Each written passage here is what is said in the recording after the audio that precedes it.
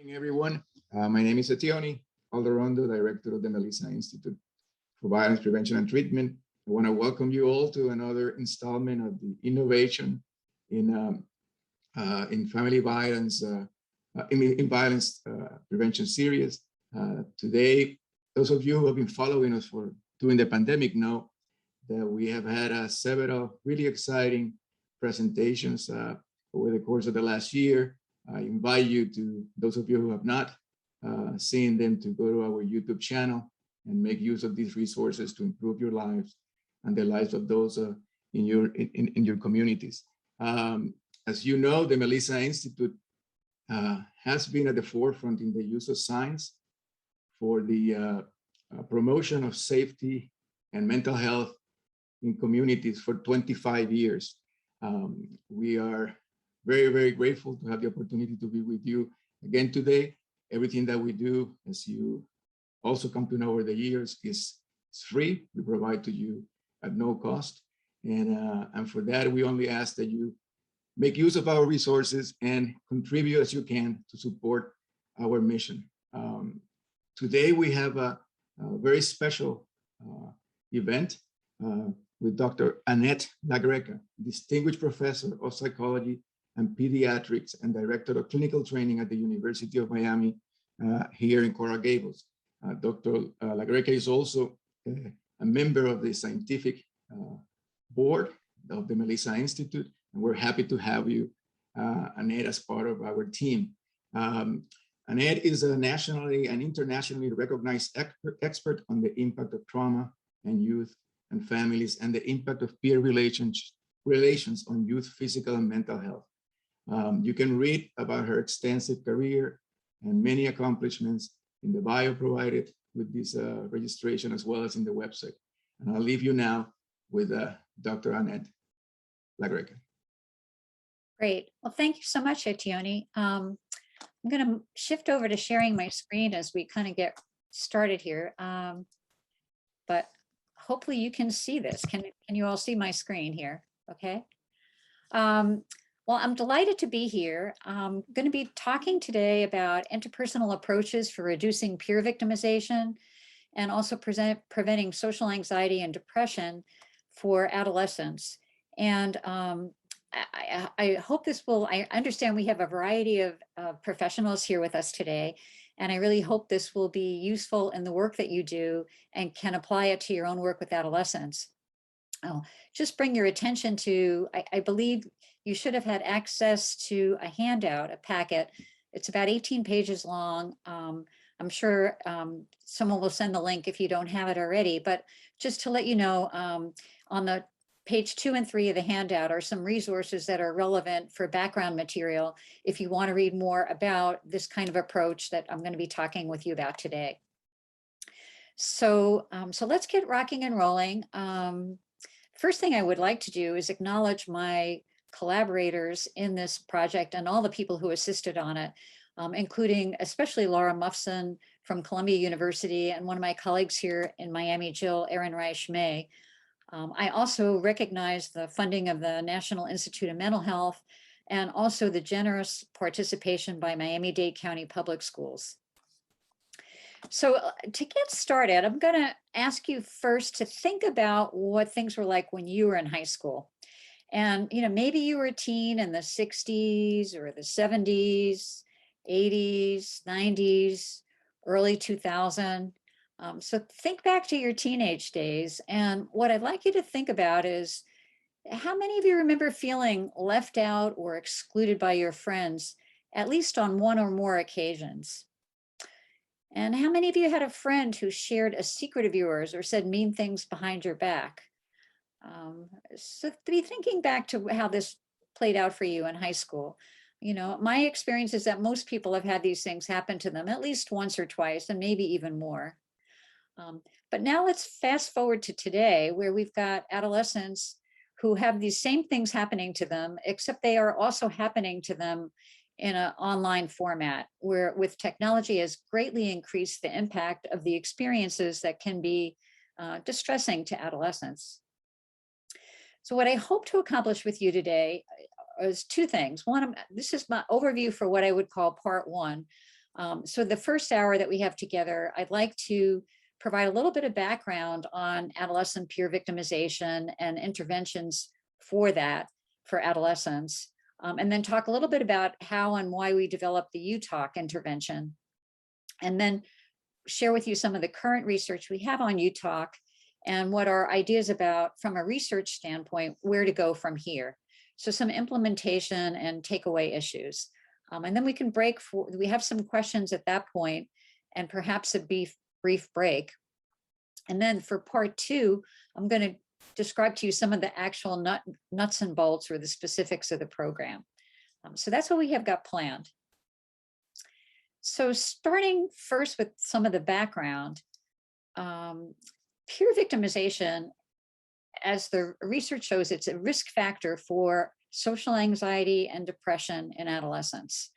And in fact, quite a few adolescents report peer victimization experiences. This is based on my work, but also work of others in the field. And one of the things that's concerning about peer victimization is that it's frequent and it's often hard to detect. So others may not know that it's occurring to an adolescent. We also know that peer victimization contributes to adolescents' feelings of social anxiety and depression, and that both concurrently. So when it happens, adolescents often feel anxious or depressed, but also prospectively, so that experiences of peer victimization lead to feelings of social anxiety down the road as well. In fact, one of the things that really struck me is that once social anxiety and depression are established, they can become chronic problems and are very difficult to change. Here's some longitudinal data that I think are really striking. So research has found that youth who are bullied face higher risk of anxiety and depression later in life. Now, the two best examples I could find of this are epidemiological study by Copeland, which showed that child victims of bullying are more likely to suffer from anxiety and panic disorders as adults than those who are not victimized. And also in Britain, a large national child development study found that youth who were bullied had much higher rates of depression, anxiety disorders, and suicidality later in life when they were aged 23 to 50 compared to their non-victimized peers. So this is clearly an area, a concerning area for adolescent mental health. I'd like to briefly describe to you the different types of peer victimization experiences adolescents might encounter. One type, which has generally been referred to as overt or physical victimization, has to do with things like being hit, pushed, shoved, kicked, or threatened, things that are pretty obvious. This is probably the more obvious type of peer victimization that an adult or an outsider can detect. But there are also relational and reputational forms of peer victimization, which I like to refer to as interpersonal, because they're typically perpetrated by friends and peers who are acquaintances. So for example, relational victimization has to do with being left out or excluded from a group of friends, or being ignored deliberately, or be rejected deliberately by friends. And the reputational form has to do with others spreading lies or rumors, or trying to embarrass you publicly, or having one's reputation damaged. And these together are what I refer to as, and will refer to throughout UTalk, as the interpersonal forms of peer victimization. And those are the ones that are especially hard to detect, but they are incredibly common. So for example, in some of the work I've done here in Miami-Dade County in our Peers Project, was surveying adolescents about the kinds of peer victimization experiences they encounter. And you can see that a fair percentage of adolescents, 20%, almost a quarter of the adolescents, report experiencing relational or reputational peer victimization more than once or twice, which is often the criteria for deciding on whether it's bullying or not, if it occurs more than once or twice. And 5% or so also report these events weekly or more. So they're occurring with pretty high frequency for a number of adolescents. And now, because of the extensive use of technology among adolescents, these kinds of interpersonal forms of victimization are also occurring online. And so you can see here essentially every teen has access, or almost every teen has access to a smartphone. Adolescents say they're almost constantly online. YouTube and Snapchat in these graphs were most popular in 2018, but though recent data suggests that adolescents are particularly engaged with Instagram, Snapchat, and now TikTok. The platforms keep changing, but the point is adolescents and their peers are very connected to technology, and they're using it also in a peer victimization type of format. So at this point, I want to call up our first poll. I think Amanda was going to call it up for me. And I want to ask you, what percentage of adolescents do you think tell somebody about their peer victimization experiences? So what do you think?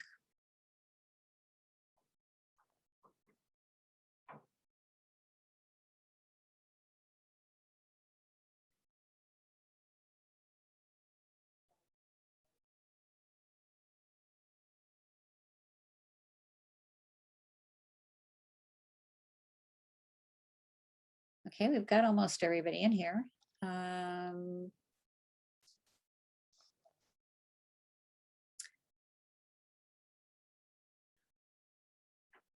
So I'm going to end it here and just say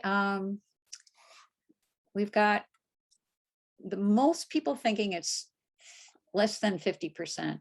And I would say that's actually the case. So 50% of we find that 50% of adolescents do not tell anyone about peer victimization. So the percentage who tell is 50% or fewer. And that's especially true of boys, by the way. Now let me ask you poll number 2. Among those who do tell somebody about peer victimization, who do you think adolescents tell? So I'm going to launch this poll. I think Amanda, if somebody could launch the poll, it's not launching on my end. But ask yourself, who do you think adolescents tell? Who are they, of those less than 50% that are disclosing, who might they be telling? Well, if you're thinking— I apologize for the technical issues, guys. I'm having the same issue. Okay, no worries. Well, if you guessed friends, that's who they most likely tell. Friends are the most common informant for these kinds of peer victimization experiences. And parents and teachers, when they are told, they're mostly told about overt peer victimization. So you can see the graph, you can see the findings we had from our large Miami-Dade public school survey. Adolescents tell their friends about overt, relational, reputational peer victimization. Parents and teachers, when they're told, are more likely to be told about the overt peer victimization, the physical hitting, shoving, threatening others, which is appropriate because those adolescents need assistance right away. But you can see they're much less likely to tell them about the interpersonal forms of peer victimization. And so that means adolescents are experiencing these events at pretty high rates, but they're maybe not telling anyone or telling only their friends if they're sharing it at all. So what about interventions? So what can we do about this?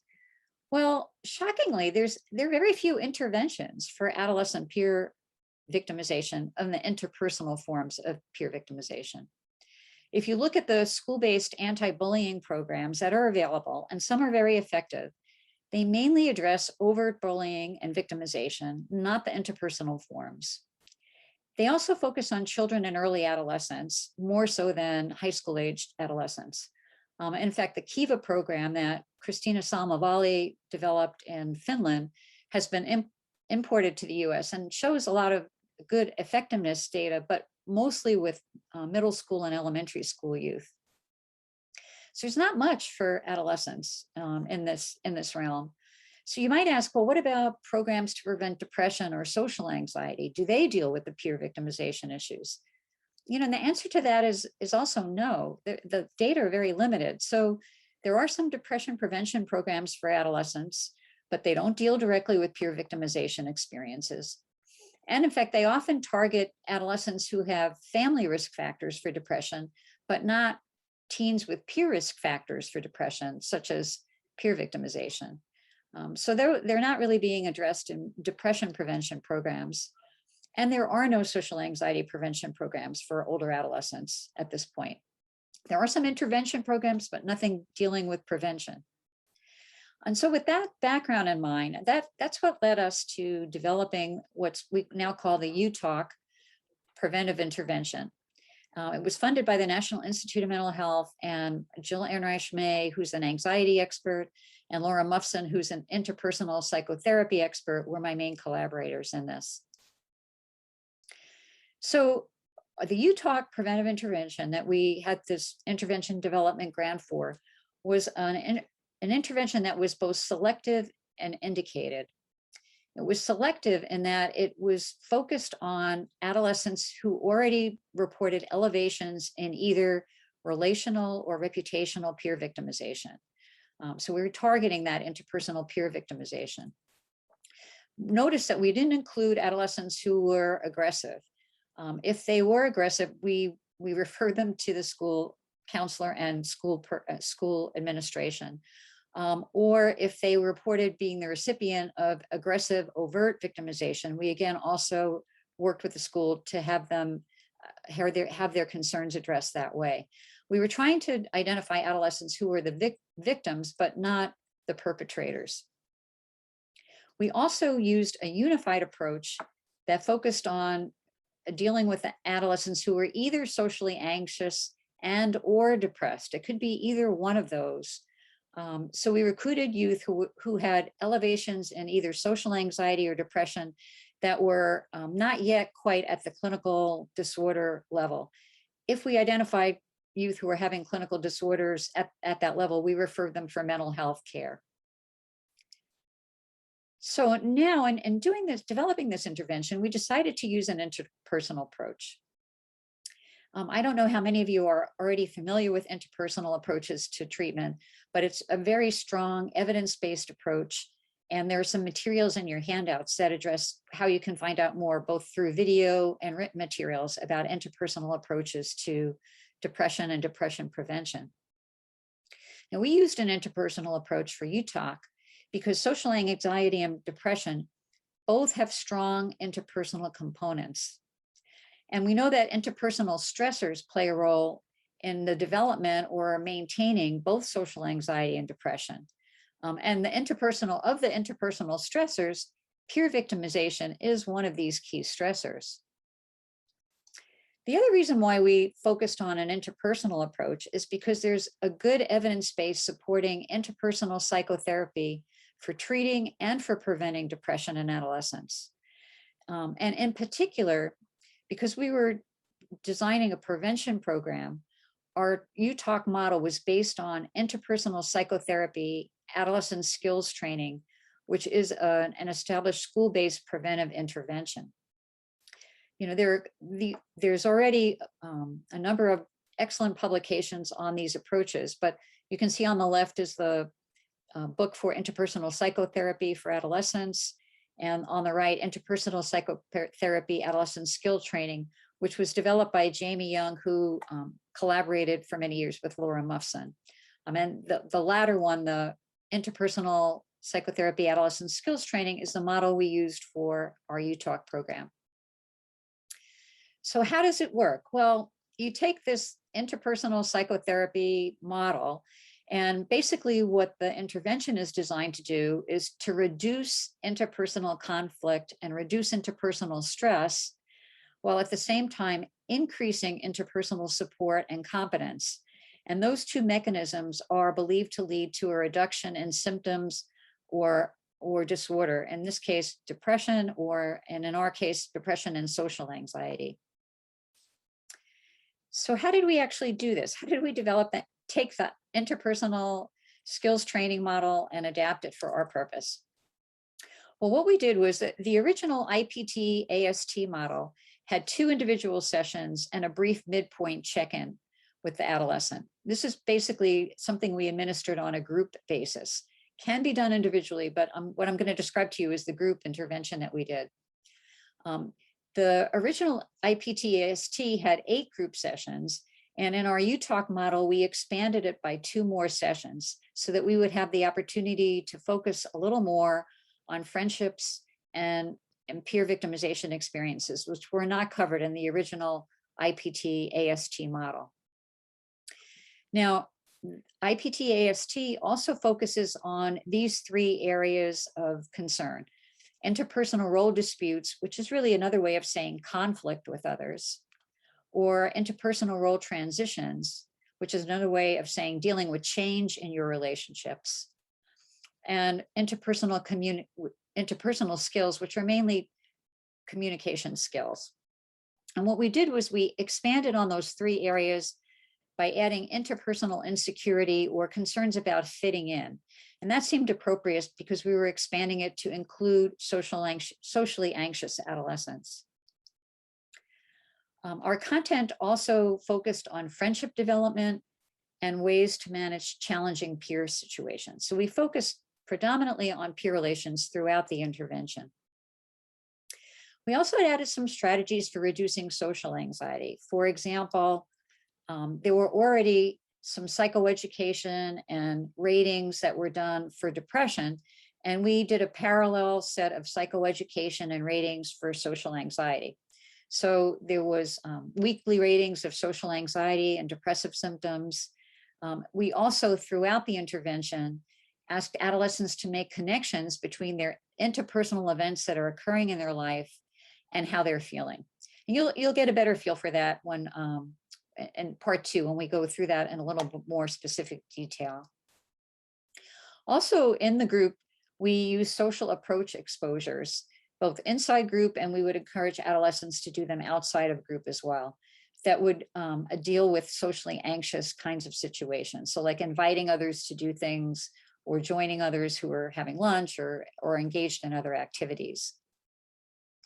Now in your handout, and again, we'll come back to this in part 2, there's an example of a sample rating scale for depression. And we did a parallel one for social anxiety, but you can see on this scale, and we would do this at the beginning of every session, you want the adolescent to start linking what interpersonal event was related to your best mood, what interpersonal event was related to your worst mood, so that they're starting to see the parallel between peer and interpersonal experiences and how they're feeling. Now, our UTalk intervention also added strategies for enhancing friendships and for dealing with peer victimization. So we added psychoeducation on those topics to the intervention. And throughout the intervention, when we did role plays, we focused on peer relationship issues and things like what to do if a friend leaves you out of an activity, how to approach somebody you'd like to get to know better, how to handle conflict, and so on. And one of the first things we did also was try to develop a positive way of recruiting adolescents for our project. And I think that the first page of your handout is an example of our recruitment flyer that we used. We put the flyer together based on input we got from adolescents. We did some focus groups with adolescents before starting because we wanted this to be appealing to adolescents and something that they would be likely to get engaged in. And with their help, we put together this flyer for our group. You'll notice they actually all received payment for this group as well, because as part of this was for the randomized clinical trial, we were assessing adolescents at 3 points in time, and we wanted to make sure they would participate. But adolescents will, I can assure you, be engaged in something like this, even without the financial incentives. Now, I'm going to share with you the format and structure we use, but you can adapt this to your own circumstances.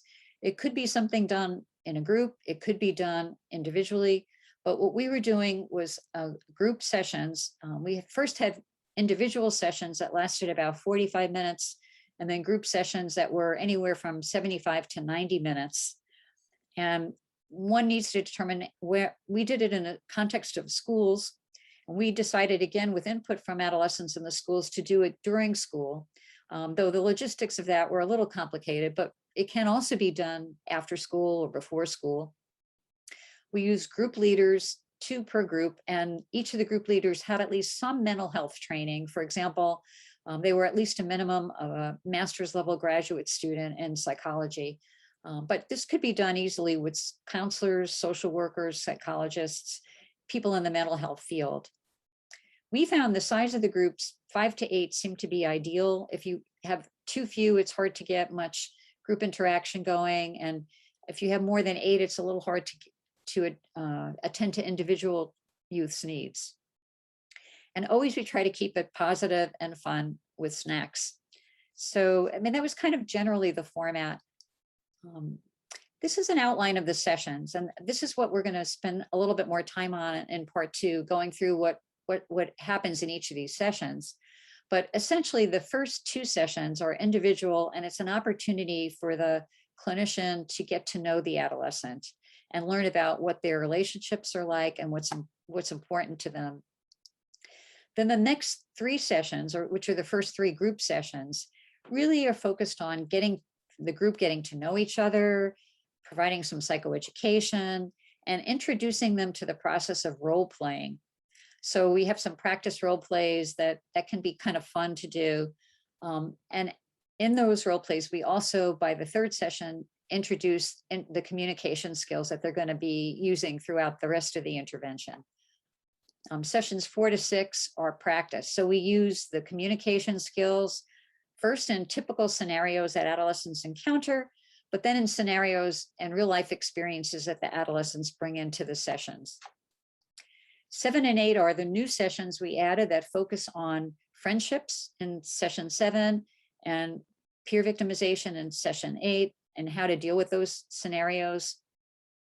And then last of all, 9 to 10, it can be 1 or 2 sessions or review and closure for the group and how they might deal with situations that could arise in the future. Now, these are the communication skills. We put them on index cards because during the role plays, we are often holding them up to give adolescents cues as to what skills they could be using. But, and you have in your handouts also a description of each of these skills. But for example, strike while the iron is cold really refers to wait until you're calm and the other person is calm to have a discussion. We often use I feel statements along with the next one, be specific when talking about a problem. So an adolescent might say, I'm feeling left out when you and John go to the park and don't include me. So they're using I feel statements, they're being specific about a problem. It's also helpful to have a few solutions in mind and being willing to compromise, putting yourself in the other person's shoes. And also, if you've persisted at it for a long while and things are not working out, we have the know when to hold them, know when to fold them. But last of all, and most importantly, remember not to give up and keep trying. So, here's like a couple of sample scenarios we might use those skills with. So one is being upset with your friends because they went to the movies and didn't ask you to go with them. So role play, talking to 2 of your friends about this, and you pick a couple of people in the group to do this. Or you're upset with 2 of your friends because they posted a really awful picture of you on their Facebook or Twitter or whatever account page. So role play talking to your friends about it. And so you role play these scenarios, and then what the group leaders do is they after the role play, ask adolescents the following questions, like, what did you say? What did he say? How did you feel? How do you think it made him feel? What was the message you wanted to convey? How could you have said it differently? So get them to analyze how they're coming across to the other person, and are there any ways that they can improve the skills that they're using? And you do it until they feel comfortable practicing. So that's kind of like the general idea of it. And let me share with you a little bit of our outcome data. We did both an open trial and a pilot randomized controlled trial across a couple of years in the Miami-Dade public schools. Now, first in our open trial, we screened adolescents at a couple of schools, and we were looking again for adolescents who had elevated peer victimization, but also elevations in either social anxiety or depression. And we had 41 that met eligibility criteria, and then 31 eventually enrolled in the open trial. Well, actually 28 enrolled in the open trial. We had 2 groups of 7, 1 group per school. They were predominantly girls. What we were interested in was whether the groups were feasible, whether they were acceptable to adolescents, and whether they showed any preliminary benefit. And what we found was they definitely were feasible. We were able to, had no problem recruiting adolescents for these groups. In fact, we had way more adolescents who wanted to be screened for eligibility than we would have had room for in an open trial of really, basically, we're aiming for 28 adolescents. In terms of acceptability, we looked at whether the adolescents liked the intervention. And here we found that treatment satisfaction was very high. So all of the adolescents rated the groups positively. Like how would you rate the group in terms of the quality? They were all good to excellent. How satisfied were you with the amount of help you received, and mostly satisfied to very satisfied? We didn't have anybody who was unhappy or dissatisfied with the groups. In fact, some of them wanted them to keep going past our 10-week period. And then in terms of benefit, the data also show that adolescents seem to be getting significant benefit from the intervention. So if you look at the peer victimization reports, they significantly declined from baseline to post-intervention. And even cyber victimization declined significantly, even though we weren't targeting that specifically. We were looking more at in-person, relational, and reputational peer victimization. Also, we had independent clinicians rating the adolescents in terms of their symptoms of anxiety and depression. And those ratings of clinical severity also declined significantly.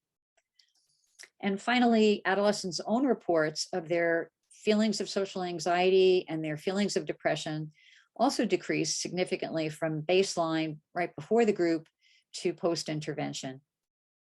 And finally, our other good piece of data here was compared to the adolescents in our community peers sample, the adolescents in our intervention at post-intervention looked comparable. They had comparable levels of these various indices we were tracking, adolescents in just a non-distressed community sample. So we took that as very good evidence of a preliminary benefit. So we then went on to complete a randomized control trial in 4 schools, high schools in Miami-Dade. We focused on 9th, 10th, and 11th grades because we wanted to follow adolescents 6 months later into the following school year. And so we wanted to ensure they were still enrolled in school to be able to do this.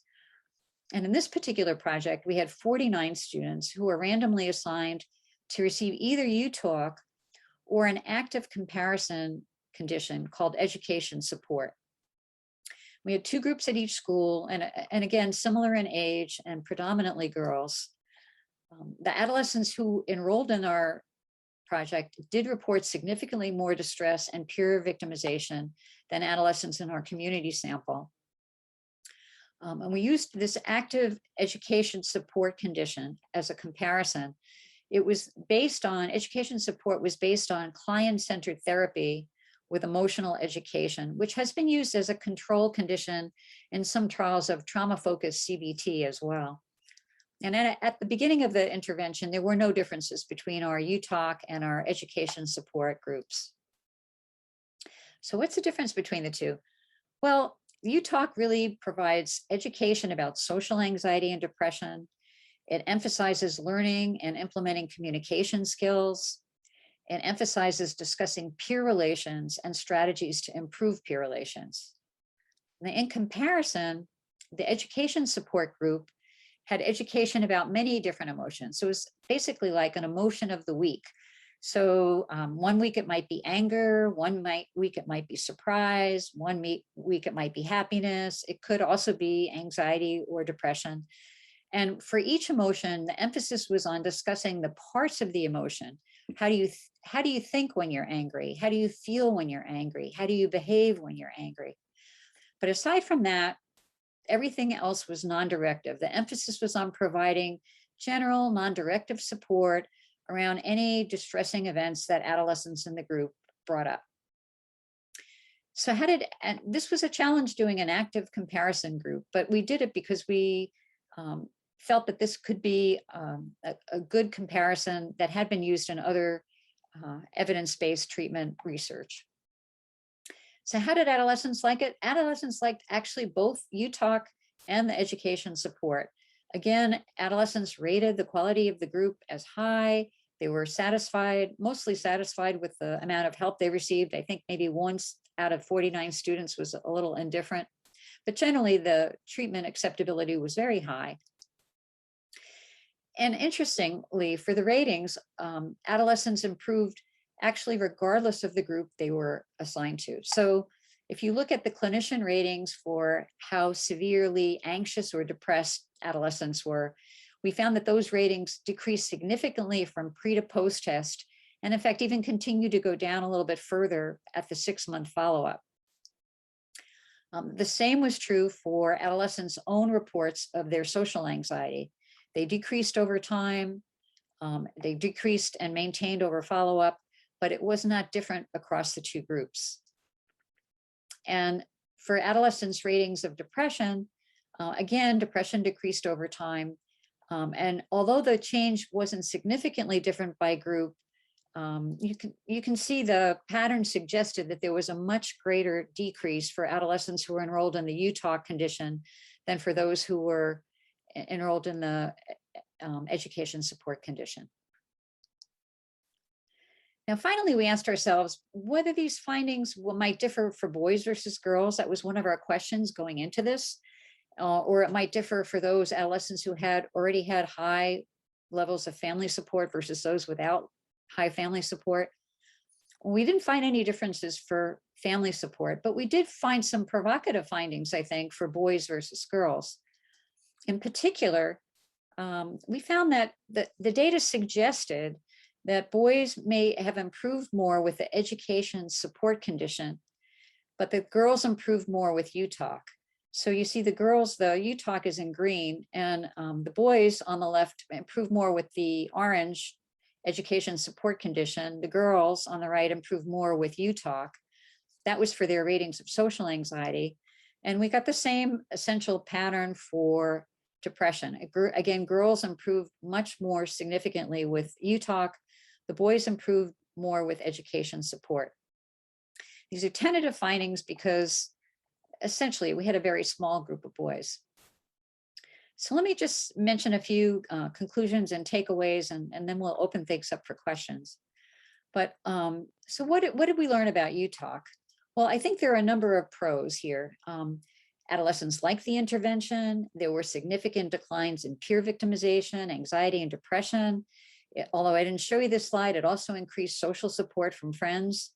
The changes were maintained 6 months later when they were in a new school year. We had no adverse outcomes. At post-test and follow-up, adolescents who were in the intervention were comparable to those in a community setting. And we were also able to successfully engage youth who were socially anxious and youth from minority backgrounds. It was generally a very engaging intervention. Limitations is that it was still a relatively small sample of adolescents, and we would really need to replicate this on a much larger group to have more established findings.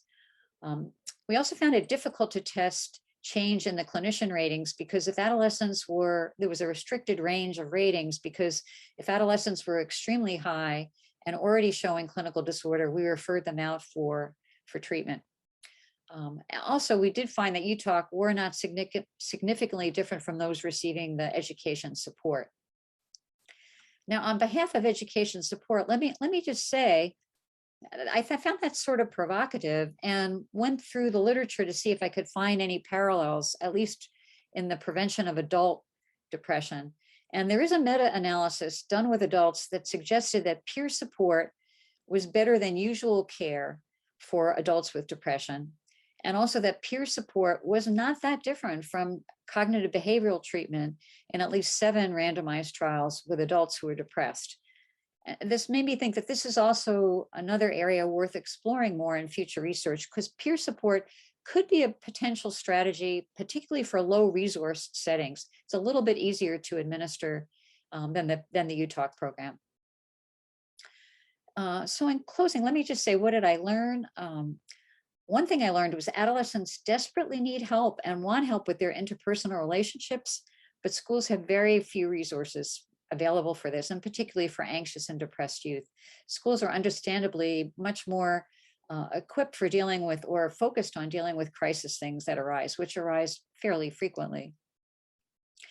I learned that adolescents don't share their peer victimization experiences with parents and teachers, mainly because they don't think they can help them. So teens are basically on their own, and they honestly don't really have very good solutions.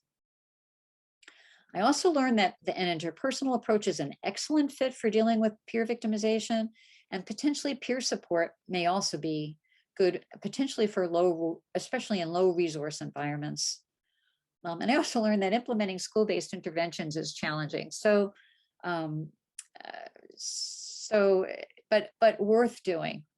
So, in the future, we want to focus a little bit more on better understanding what some of the gender differences might be. We want to consider maybe easier ways of delivering the intervention, maybe by seniors delivering them with some training to freshmen who are making a transition to school. I also think that Utah could be especially helpful during school transitions, like if someone's starting high school or changing high schools.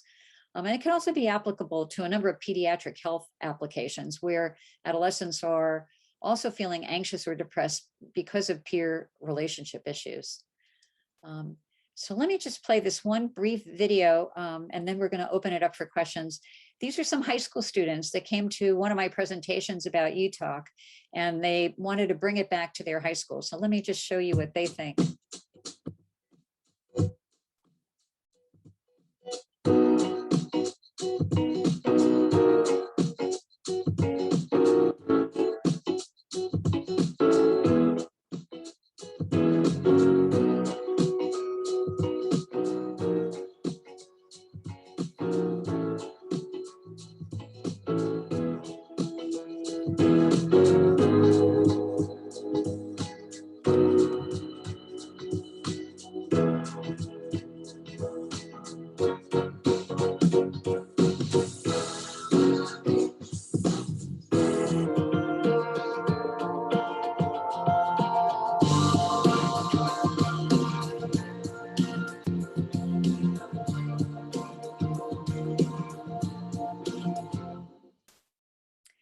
So in closing to this part, just a reminder that October is National Bullying Prevention Awareness Month. And maybe we should open things up at this point for questions. I'm gonna stop my share here and get back to the screen. So. Hi, Annette. I have a couple of questions here for you. Great. And one is, how do you sign up for UTalk services? Is there payment owed? And what is the platform and frequency? Well, that's a great question. Right now, we are not providing them on a regular basis. This was a intervention development project, but we have, for example, some of the, it's possible that some of the students in our graduate program might be able to do that if someone was referred to our psychological services clinic. We have, if you go to the Department of Psychology for the University of Miami, we have a psychological services clinic that accepts children, adults, families from the community for training and for intervention and assessment services. And so that might be one vehicle. But I think other than that, if you are a mental health professional, there are a number of tools, like not including the book, and also in-service trainings to become skilled in doing interpersonal psychotherapy approach to adolescent mental health. And that would probably be my recommendations. There's another question that came up, just to remind people to put the questions in the Q&A. In terms of, there is interest in knowing whether you're planning another study and how they could refer youth to you. That's a great question. So let me just say, one of the challenge, when I said at the end that it challenges implementing these things in schools, I think in order to get funding to try and transition to a larger school setting, we would really need, the next step would be really to train school personnel to do this. And I have found it's very challenging to identify. If any of you are interested in that, let me know. But I find it the schools are already overwhelmed in terms of mental health services and what's on the plate of many counselors and social workers and other providers in the schools. But one logical next step would be to try and expand the project on a larger basis in the schools. If the schools had personnel that they could, who could participate in the training and the grant. Another strategy I've considered, which I think might be a little bit easier, is we've wound up with a lot of adolescents who were ninth graders who really wanted to participate. And I really think the next, perhaps more feasible next step might be trying to develop it into a school transition project. So that way, we could train people to help adolescents as they're making the transition to high school or making a transition to changing schools. And I think if we did it that way, we might even be able to modify the intervention a little bit further to simplify it. For example, I've already tried to do this a little bit with one of the high schools in West Miami-Dade, where they have a senior honors society in psychology. And we trained some of the senior honors students to do some intervention after school in groups, just made it kind of a fun group, a fun UTalk group, and where they practiced some of the skills, but we gave them all standard scenarios to use rather than having the adolescents use their clinical judgment on what to do for a particular adolescent. We had them, we gave them standard scenarios. I'm going to talk about that a little bit more in part 2, but I think we could easily adapt it for that purpose. The other application that I have been working on and applied for grant funding last year and didn't get funded on the first round, but my adaptation of it was to use it also for youth with chronic disease. Because, for example, youth with diabetes have a lot of trouble maintaining their regimen because it requires a lot of lifestyle modifications and negotiation with parents and peers about issues surrounding adherence. And so we were also interested in modifying it to make it appropriate for adolescents who have interpersonal issues that are relevant for their chronic disease conditions. And that's another interesting avenue to take. But right now, what I found is some of our graduate students and some of our recent graduates have just taken the concepts that we use in this intervention and use it in their individual and group treatments wherever they're working right now. So we have a growing number of questions, Annette, here, and a number of them have to do with the training per se. One question comes from a friend of yours, Don Meikenbell, and asking if you could discuss what the training program includes. And a follow-up question by somebody else is whether you'll be able to train school personnel across states lines online. Yeah, I mean, that's a great question. I think we were doing much, this was all developed right up to and right before COVID struck. And now many mental health professionals are now and counselors are making a transition to doing things via telehealth. And I think this could be done via telehealth. So I think it's possible. I think to do it across state lines, I think you would just have to be mindful of whatever state licensing regulations there are about treatment across state lines. Some of them have been a little bit more flexible because of COVID, but that would be something that would need to be checked carefully beforehand. Now, when you say training program, we don't really have a specific training program. The way people have been trained in this approach, one thing you can do is, for example, the Association for Cognitive and Behavioral Therapy, which they have a conference coming up in November, often provides workshops, clinical workshops at the beginning of that conference. And I know Jamie Young, who is the person from whom I learned interpersonal psychotherapy, adolescent skills training, often does a workshop at that conference, but she may do them at other conferences too. Laura Mufson does as well. I would really strongly refer you to, in the handout that you, if you haven't printed it out already, in the handout, I included a page that had videos that you can go to, other materials that you can go to that provide training. You know, I suppose if we are able to start another major project in this area here at UM, we usually do 1 or 2 days of training for clinicians to start to use this kind of approach. And I'm happy to share that more broadly if we have a training here at some point. Question. There was a dramatic difference between the boys and the girls' response to the 2 different modalities, you know, the education support and the U-Talk. What I'm sure you thought about this a lot. What accounts for this? I'm always interested in people's opinion on this, but what has been suggested to me, and I think could be part of the case, is that for boys, perhaps just the emotional awareness and emotional education that's a part of the education support condition may be enough to help them feel less anxious or depressed.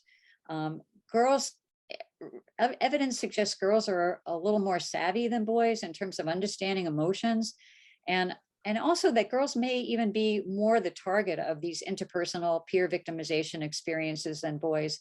And so perhaps for girls, they need even more help, more explicit help in how to deal with these kinds of situations. And You know, question, go ahead. go ahead. Is there any role in your training in the program for bystanders? You know, that's a great question. I think that we don't really train them on bystander, but I think that we're training them to handle those situations on their own. Sometimes these things happen in a way that is not obvious to others. I think, for example, with the overt and direct peer victimization, where you're being threatened or pushed or shoved, it's going to be much more obvious to somebody else what's going on. And in those situations, I think a bystander role or bystander training is critical. I think with some of these interpersonal things, you know, somebody posts something about you online. Okay, maybe nobody else knows it. Maybe your friends don't notice it. It may be a little bit harder for people to kind of serve in that support and bystander role. But I think that's an important consideration. I think sometimes adolescents are aware of others making fun of others online, but they're afraid to stand up to it because they're afraid that they may be the next target. So I think there may be more of a role for that, but in general, to make adolescents more aware and more empathic for what's happening to others around them. But it's not specifically a part of what we're doing here. I think that's an interesting area to explore. I mean, since especially for the reputational type of victimization, the other is essential. If people don't participate and collude on that, then there's no reputation is lost, so to speak. But I have a question here. Have you looked into translating this intervention or something similar for younger children? And an earlier question was also whether the materials or the training is also done in Spanish. That's a great question too. Our material, if anybody wants to help me translate it, I don't have the funds right now for translation, but so I don't have materials in Spanish. It's possible that Jamie Young may have some of that available. I would Google Jamie Young, who's the author of the Interpersonal Psychotherapy Adolescent Skill Training book. And we haven't actually tried it with younger kids. I think we haven't thought about that because really there are already some evidence-based programs for younger kids, and there's nothing for high school aged adolescents. So, but it's possible it could be used with a younger audience. Probably, I think it could be downward extension, at least to middle school, would make sense. All right. And one more question, I think, and we'll take a break. Is that okay? That sound. Does the UM Center provide free therapy, and so for what age groups? Yeah, the Psychological Services Center here provides therapy for all ages, from infants through adults, and adults of any age. And the therapy is on a sliding scale basis. It, I believe, starts at 0, depending on need, and goes maybe up to, you'd have to double check the website. It may go up to like $50 for for somebody who had more financial means, but typically it's either free or at the level of what someone might have a copayment for on their own healthcare plan. They don't accept insurance. It's a training clinic, and they're not equipped for dealing with insurance, but it is on a very low sliding scale fee basis. All right. Thank you for this wonderful first half of your presentation. Okay, we're going to get rocking and rolling with part two. But by the way, if you do have any other questions after today, just feel free to email me at my Miami email address. I'm very easy to find. You can just plug my name into Google and it'll come up right away. So this part two, will draw on some of those supplementary materials that were in your handout as well, just as illustrations. So if you have them, it may be handy to keep them nearby. So, okay, so with UTalk, again, just the general focus of it is the concept that feeling socially anxious or depressed occurs in an interpersonal context, often with peers. And the focus of the intervention is on improving current relationships and learning communication skills that can be applied to future and current relationships, just as a recap here. And the key components are psychoeducation, and psychoeducation covers psychoeducation about social anxiety and depression. What are they? How do you recognize it? Education about friendships and peer victimization, like what makes a good friendship? Peer victimization, how do you identify that? What do you do about it? And very importantly, linking why it's important to link feelings with your social interactions, because that's really the key in improving social interactions should improve adolescents' feelings, especially feelings of anxiety and depression. The second main component is interpersonal skill building. So as you'll see, a large component of the intervention is teaching communication skills and then practicing them. You practice them via role plays, little games that we do in group, discussion, and we also ask them to do some of the practice outside with people they know, outside of group. And always maintaining a positive, supportive, and respectful environment. Now I've already mentioned this in the part one, but I'll just mention again in part two. This is the format and structure we use, but it could be adapted for your own individual needs. So, we used 45 minutes for individual sessions, 90 minutes for a group session. We did it during school, mostly during either lunch or study hall. On occasion, it would be during a subject, and that was kind of tricky to do. We had to juggle students' schedules. We had probably more challenges doing that than you would if you were doing this clinically, because we had certain students that were randomly assigned to group, and we had to deal with what those students' schedules were. Whereas if you were doing this in a school situation, you wouldn't have that constraint. You could say, anybody who happens to have study hall at such and such a time could participate, or you can do it after or before school as well. And you can do it with 2 group leaders. If you're doing a group, seems to work pretty well. And again, size of the groups, we find 5 to 8 is ideal in terms of the number, and always having a positive atmosphere. In fact, in our graduation ceremony at the end, we asked adolescents what food they would like. And we had one group that was meeting at 7:30 in the morning, and they wanted to have pizza. And that was a little bit of a challenge, finding a pizza place open at 7:30 in the morning, but we did. So try to make it fun. And just as another general issue, you do have to set some group rules if you're doing this in a group situation. And here's some of the group rules that we set in place, intending that it was required that adolescents attend all sessions. They have to let the clinician or leader know if they have to miss a group or if they have a change in their schedule. We ask them to keep confidential what goes on in the group. And in addition to that, to not use others' real names when describing people outside the group. And there's no bullying or harassing others. And we encourage everyone to listen with respect. So no eye rolling or sighing when others are speaking. So, and again, to recap the sessions, there are 2 individual sessions. We also have like an individual session 3, which is kind of in the middle of the group sessions. We touch base with each adolescent just to see how they're doing and see if there's anything they need extra help with.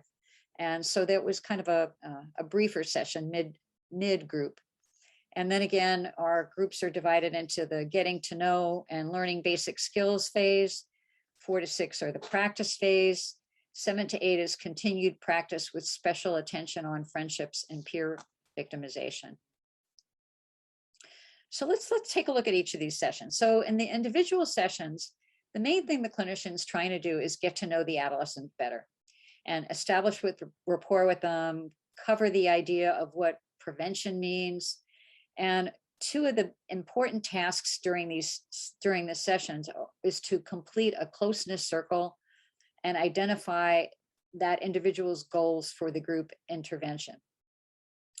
You also want to emphasize the positive aspects of the group and also review any school policies on bullying or other resources that are available to adolescents.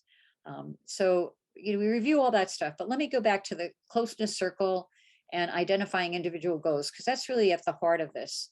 So in your handout, you should have a circle that looks like this, and you may be wondering, why is this a closeness circle? But basically what you have the adolescent do is fill out the closeness circle by starting with themselves, putting themselves in the middle, and then putting down on different levels of closeness, the people, and especially for you talk, the peers who are closest to them in their lives. And they could be somebody who they like, but it could also be somebody who they feel they have strong feelings about that may or may not be positive. And so this individual filled it out with her mom, her boyfriend, her sister, and her friend being the people she's kind of closest to. Her dad was someone she felt more peripheral to. And then she had a couple of friends that were a little bit more on the outside.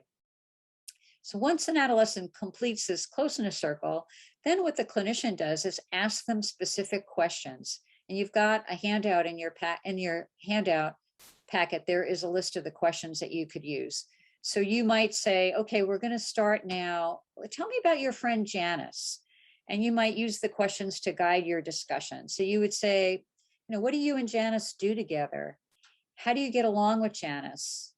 How do you feel when you're with Janice? What do you like about her? What don't you like about her? And so on. You kind of go through this whole list of questions. Things that you don't agree on. When you have an argument, how does it get resolved? Have you ever felt picked on by her, excluded by her, and so on? So you're getting an idea of what kind of a relationship this person has with her friends. What does she do to support you, and so on. And then based on that, and after you go through this for the key relationships on the person's closeness circle, you help that adolescent to establish what they hope to get out of the group. And I'm going to give you a couple of examples. So here we have a vignette, okay? As I read through it, I want you to be thinking, how is Maria feeling? What kind of peer victimization is she experiencing? What might be her possible goals for group? So here we've got Maria, who's a 15-year-old sophomore. She's several friends, but is very upset that her best friend shared her secrets with others and posted unflattering photos of her online, which she finds embarrassing. She also reports arguing with her best friend. She frequently feels depressed about the situation and has trouble sleeping and concentrating.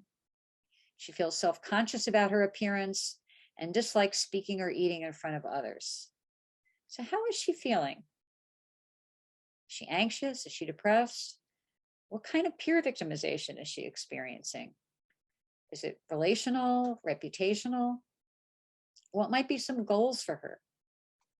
Well, in this particular instance, the assessment of Maria suggested that she was she reported high reputational peer victimization and also high levels of depressive symptoms. She was moderate in terms of her social anxiety.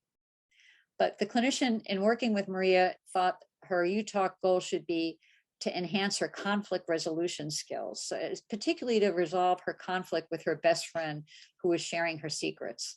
And so that would be the kind of role play you want to make sure you do when you're doing the group role plays with Maria. So she gets comfortable being able to talk things over with her best friend. Now I'll give you another example. Okay, again, be thinking, what kind of feelings is Brian having? What kind of peer victimization? What kind of goals might you set for him? So here, Brian's a 14-year-old in the 9th grade. He feels left out by his friends, confirmed on Facebook when they don't include him on things, and since he's made the transition to high school. He's also unsure about how to connect with others and make new friends. As a result, he occasionally feels down, has trouble sleeping and concentrating. He worries a lot whether peers will like him. He avoids school situations as a result. He reports difficulties working in groups, starting conversations, and meeting new people. So what kind of peer victimization do you think is prominent here? And how is Brian feeling?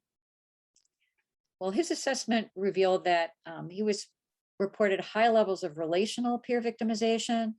He also was extremely high score on social anxiety and mild level of depressive symptoms.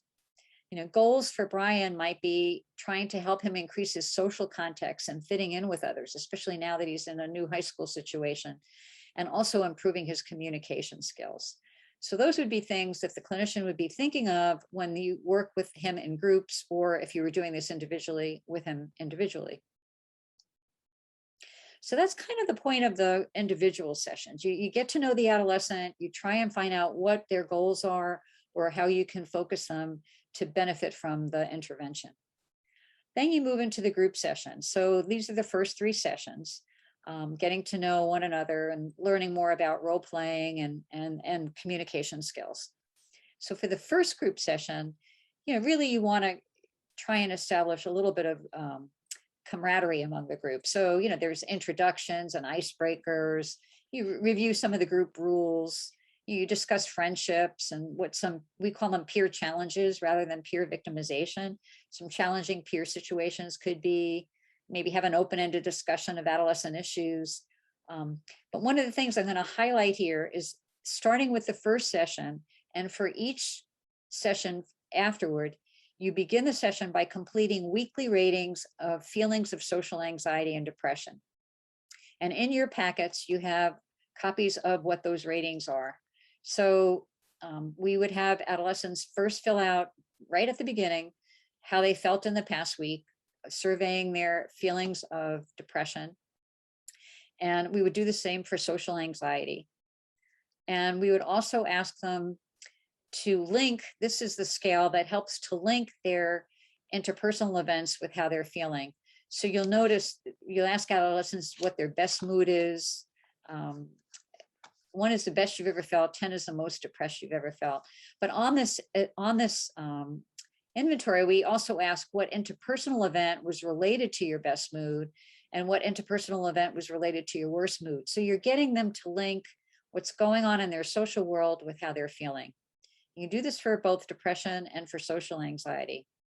And in particular, another function that this exercise serves is it enables the clinician to see if an adolescent is deteriorating, because we're always monitoring how they're feeling to make sure they're not slipping into more serious form of anxiety or depression where they may need outside additional help.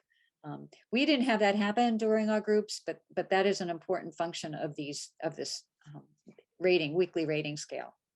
So that's what you do in the first group session. In the second group session, you start to introduce the idea of role playing, and you have some standard scenarios, and the adolescents take turns showing how their behavior and their voice can communicate how they're feeling. I'm going to give you an illustration of that in a second. But so they practice ways of saying things, and it really demonstrates the importance of how you communicate.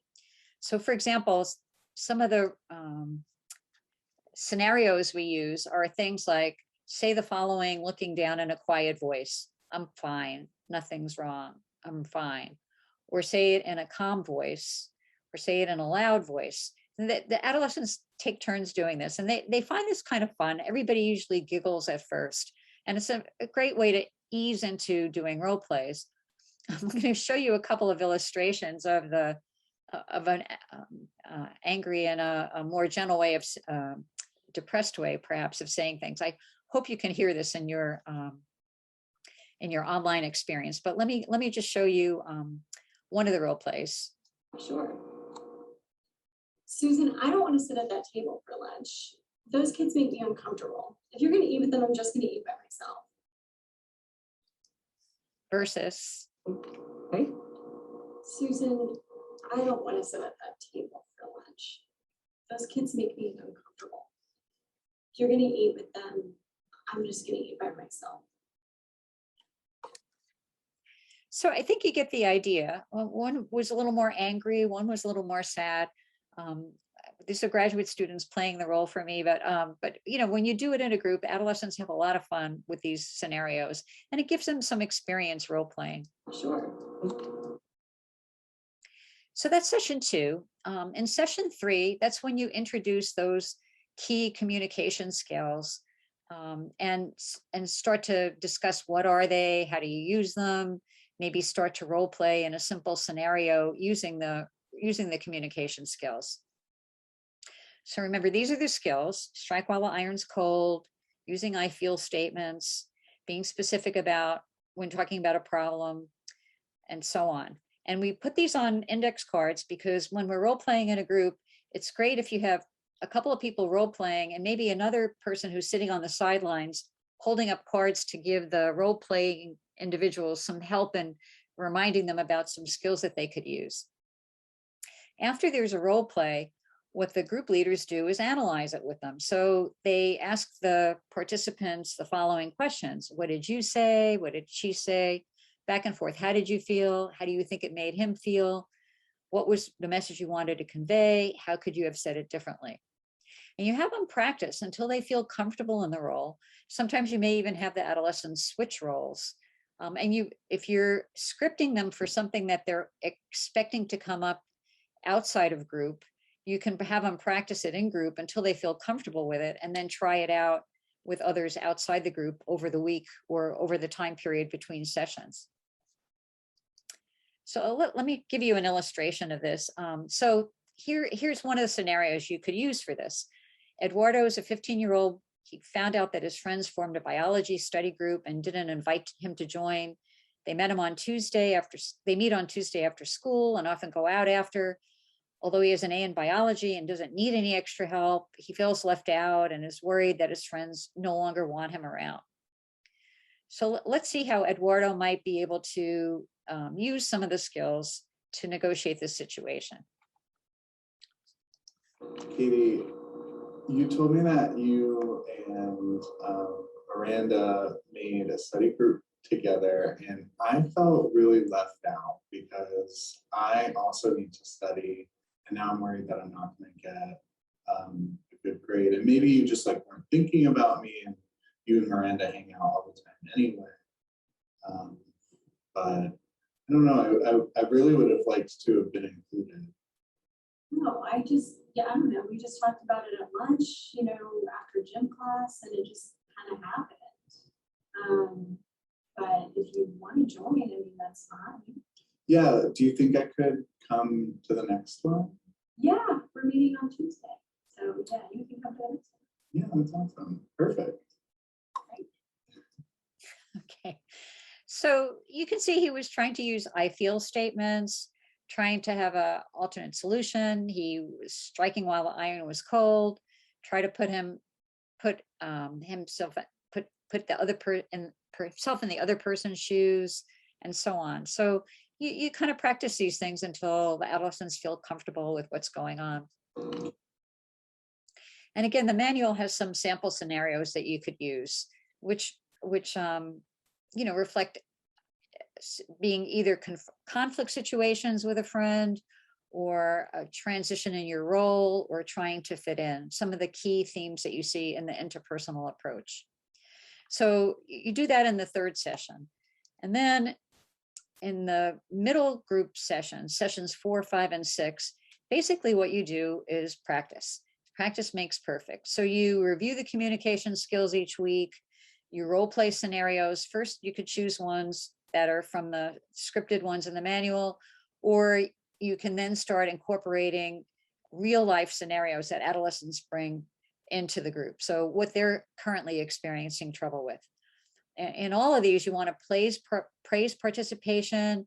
You want to emphasize that they practice these skills at home.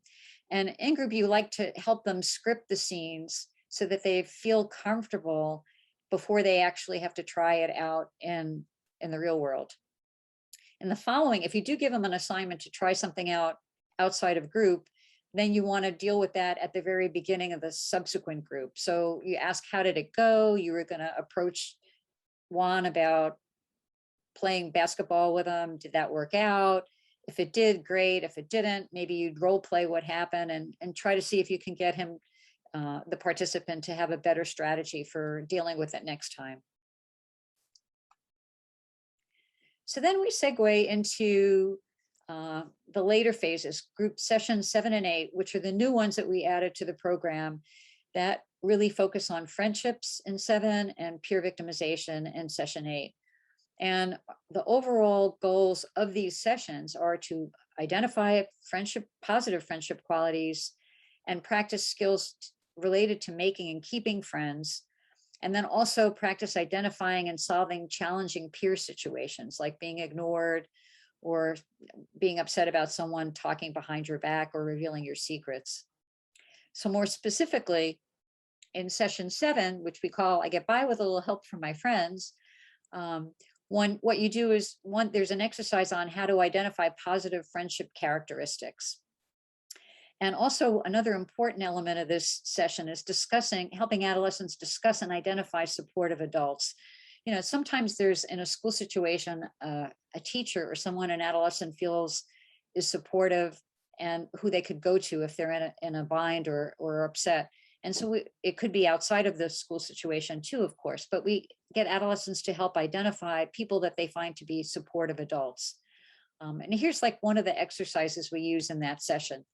So if you're doing in a group, one thing that works out really well is to have each group member write down a positive characteristic of each group member. And then the leader or clinician will collect them and read out the different statements. And this is really such a bolster to adolescent self-esteem. And it also leads naturally into a discussion of what kind of friendship characteristics are important. Things like good listening skills, emotional availability, trustworthiness, available to spend time with you, provides help with needed. These things will naturally come up in that conversation. And so it's a good way of making a segue into like, who is a friend and who should you be spending your friendship energy on? The manual and also your handout contains a number of friendship scenarios that we use also for role plays in this session. So these can give you an idea of, I've updated them since the slide. I had to, since some of the technology has changed in the past couple of years, I think what you have in your handout should be an updated version of these friendship scenarios. But this is something that you could then role play with the adolescent or discuss. You can discuss them as well. And then the last main session, session 8, Tweet This, No Bullying Allowed, has a similar kind of psychoeducation and discussion around bullying. And so there's an exercise about identifying and handling challenging peer situations. These are ones that you can pick in advance because you know who's in the group and maybe what some of their goals are, or you can ask the group to identify some scenarios that they want to discuss or role play. And so for example, there's an exercise on identifying and handling challenging peer situations. So you might select one of the scenarios, which by the way, I have it on the next slide. Also in your packet is a handout of various peer victimization scenarios that you could use for this purpose. But basically what you do is select one of the scenarios and the group members read the scenario and lead a discussion about it. And what you really want to get them to identify are what are some of the things you can do that are positive in this situation and what kinds of things might not work out so well. And so some of the strategies you want to encourage them to use are, one is to remain calm before they take any action, to decide whether they want to confront the offending person. And if they do, to use the skills that were taught in group to do that. You could tell others who could support you. If appropriate, you could report the event to school personnel or the school administration. You could also, if it's something happening via technology or social media, you could take charge of your privacy settings and make sure those are okay. And you can also just focus on positive and supportive friendships. Things that may or may not be such a good idea, depending on the circumstances, would be retaliation or ignoring it and hoping it would go away. So these are the kinds of issues that you elicit in the discussion with adolescents. And as I said, there's a handout in your packet with some of these peer victimization scenarios that you could use. You know, and then finally, we're coming to the end here, but the last couple, 1 or 2 sessions, it depends on your time and availability of the participants, but we find either 1 or 2 sessions can be useful to terminate the intervention. And the focus of it is really keep calm and carry on. So you want to know, what did the adolescent learn? How are they going to deal with situations that come up in the future? And you also want to celebrate their success in completing the program. So as you can see, I've got highlighted here, you have a discussion of the communication and problem solving skills that they learned. And we talk about how you can keep it up in the future and overcome obstacles that they might anticipate. And that's the main focus of this. And secondarily, we also like to get adolescents input on their experiences of being in the group and what they thought of the group content and process. And of course, you want to end with a graduation ceremony. So we have a certificate of participation that we give to adolescents when they complete the program. We usually like to make that part of the graduation, a little bit of a party marking the end of the program.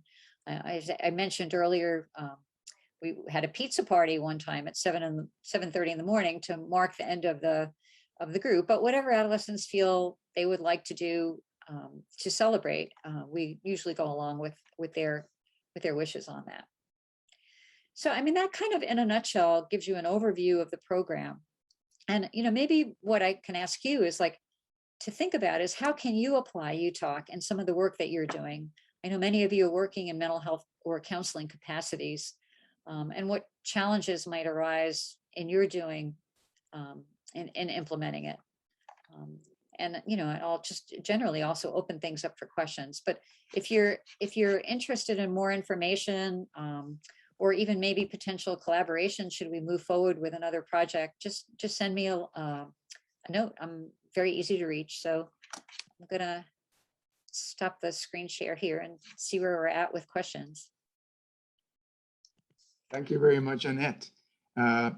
Just more like a home economic type question, or it's a question about whether or not the slides would be available.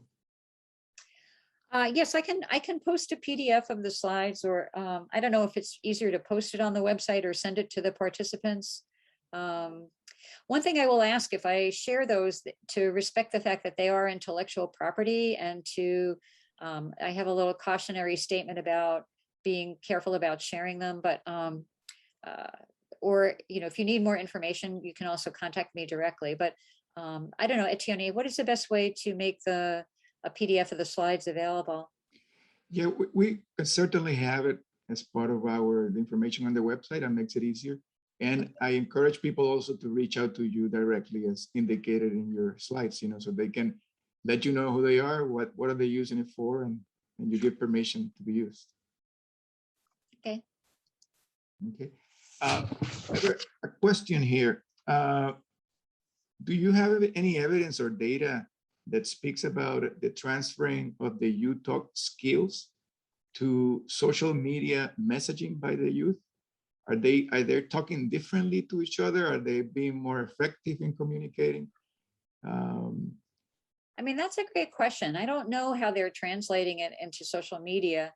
That might be interesting to explore more. We've been doing it more on a in-person basis, but right. You know, now, and especially with, you know, the COVID situation that we're in, people are using social media even more than they had previously. And that might be another area to look into a little bit more, how these things, I think the same general principles would apply, but how they're using it on social media would be really interesting to know.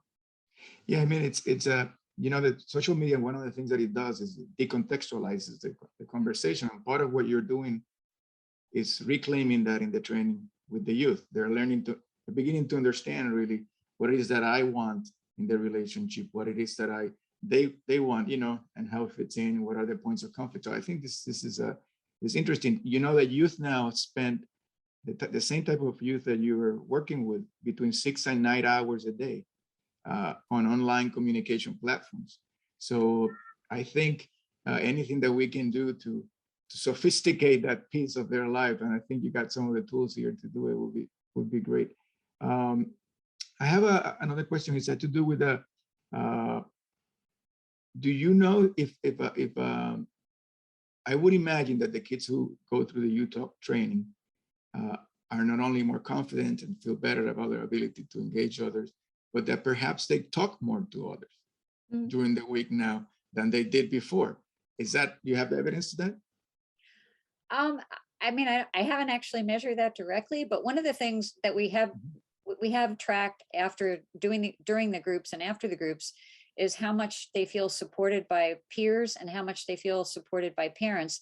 And interestingly, peer support and parent support has went up significantly after their participation in the group. So I can only hope that that means that they're actually talking to people more and maybe talking to people more in a more effective manner. But adolescents reported getting more support from parents and from their friends at the end of the group, and that maintained itself over that 6-month period. So maybe they're talking more. You know, I would say, although we selected adolescents who either had elevations in social anxiety or depression, or even both, we had an awful lot of adolescents who were socially anxious. And I think the process of participating in the group and feeling more comfortable knowing what to say to others really facilitated their communication skills. So, you know, and I don't know now with COVID, like, and people are doing more interactions online. I don't know if they may even need more help with dealing with in-person kinds of interactions than they might have even previously. I mean, in light of the recently the resurfaced study from Facebook's manipulation of Instagram messaging and so on, and the way that it's affecting the mental health of youth, I wonder, you know, I wonder what implication that has for your work. I mean, because you're trying to increase their mental health, you're trying to support their ability to engage with each other in non-conflictual ways, and to really to prevent depression, and then you have big forces acting against that. Yeah, well, I think, you know, I think communication skills are going to be important no matter what the circumstances are. I know that a lot of us, you know, that right now there's a lot of suggestion that there's been an increase in anxiety and depression in youth, in part because of COVID. I wouldn't be surprised, because I think many people and many youth are more socially isolated than they were before. Hopefully that is going to get better now that kids are back in school and they are able to see their friends. I don't personally have any children, but I know my nieces, nephews, they're all like so excited about being back in school. So, you know, maybe things will get better in that realm. But I think, you know, I think the communication skills are useful, not even just for adolescents. I mean, adults, I mean, anybody can, I think, communicate better if they try to use some of the skills that are included in the intervention. They're generally meant as general principles that help interpersonal interactions. And I think they work in that way. Now, for the people in the audience who may be interested in exploring ways of collaborating with you, and perhaps taking this program to their sites, and we have both educators as well as people from the nonprofit world in the audience today. So what are some of your thoughts and recommendations? To collaborate. My thoughts about trying to get. Yeah, but they might want to really further develop their skills in this work with you, collaborate with you. Yeah, I think it would be great. I mean, if people are interested in that, I would like to try and do another evaluation project on a larger scale that might help to train people more effectively in terms of using these skills, because I think it's based on an evidence-based intervention. And I think this iteration of it can be particularly useful for peer relations or even other situations that involve family issues as well. So, I mean, I don't have a specific plan right now of what to do next, but I'm open to possibilities. And so if anybody is interested in that further, please just drop me a line. And if I do pursue anything further, now that I'm on your Melissa Institute website, I can also post something about that and make an announcement about that. If you Absolutely. think that would be useful. Question here, are there any internet platforms that you know are amenable to disseminate you talk and even sponsor it once it is validated or peer reviewed? Yeah, I mean, that's a great question. I don't know right now. Doing that would require funding. So if there's some nonprofits here that are interested in funding, or funding agencies that are interested in trying to help facilitate that process, that would be wonderful. I know I can see that on the list of participants, a couple of collaborators of mine at UM are on the list, and we actually have been talking about a different kind of collaboration, but this might be for another project that I do in terms of children's reactions to disasters and COVID. But I think it would be great to, great to find some other ways of collaborating and getting this program out a little bit more broadly disseminated. But once the peer review is finished. I see somebody in the chat also asked about that the closeness circle questions weren't in the handout. If that's the case, I will send a new updated version. It should have been in there, but it's possible that it got lost in the combining of the different pages. So not to worry if you don't have the closeness circle questions. I will make sure that they get there. Let's see. Do we have any other questions from the audience? Anybody with a burning question that they want to? This is your moment to get Dr. Greca to answer your question. Let's see. And while they think about the question, Annette, I want to thank you again for joining us, for working with the Melissa Institute to make our communities safer and spread mental health through our region. I think your work is wonderful, and I'm excited to have it here. I think I'm sure you're going to hear from others in the community now who are excited about your work. Please do. Yeah. I have a question here that says, did you have any groups for the parents? Now, that's an interesting question. We decided not to, and I'll tell you why. Jamie Young, who had done this initially for adolescents who were depressed, had tried it both with parent participation and without parent participation. And she found that parent participation had no impact on the effectiveness of the program. So that was one reason why we decided not to include parents. But the other was a more practical reason. Getting the parents involved was really challenging because this was we did it in a school-based setting. Finding a time when parents' schedules were conducive to coming into school was really a challenge. And before we started the groups, we had extensive focus groups with school personnel and with adolescents themselves. And that was one of the questions we asked them was, what about parents? Should we include parents in this? And actually both the school personnel and the adolescents themselves told us no, they would rather not have the parents involved. And in a way, I think that was a good thing because it kind of shows that even if the parents are not involved, you can help adolescents do better. And I would say some of the adolescents had very supportive families, and some of them had families that were either not supportive or at least they had troubles or conflicts or concerns of their own. Maybe somebody was going through a messy divorce. Maybe there was some other family issues that were very upsetting or distracting. And so they didn't have, their parent would not have been accessible for a parent intervention. But yet by not requiring that parents participate, that adolescent was able to participate and get something from the intervention. So we didn't include it. and there isn't good evidence that it enhances the intervention. So that was basically the approach that we took. All right. Thank you very much. Let me just also now remind folks that your talk was part of our Innovations in Violence Prevention series that will continue next month with a talk on domestic violence during the pandemic by Alexis Piquero, Chairman of the Department of Sociology at UM. I hope to see you all here back. And again, Dr. Annette Greca, thank you very much for joining us. Thank you very much for contributing to our community the way that you have for all these years, and looking forward to doing more of these trainings to let people know what's happening on your side of a campus.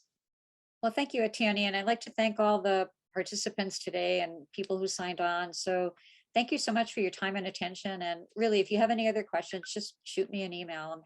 I'm really accessible. So thanks. Thank you very much. And I'll be seeing you all later. Please remember that everything we do is for free. So donate generously to help us keep going. Okay. Bye-bye. Bye.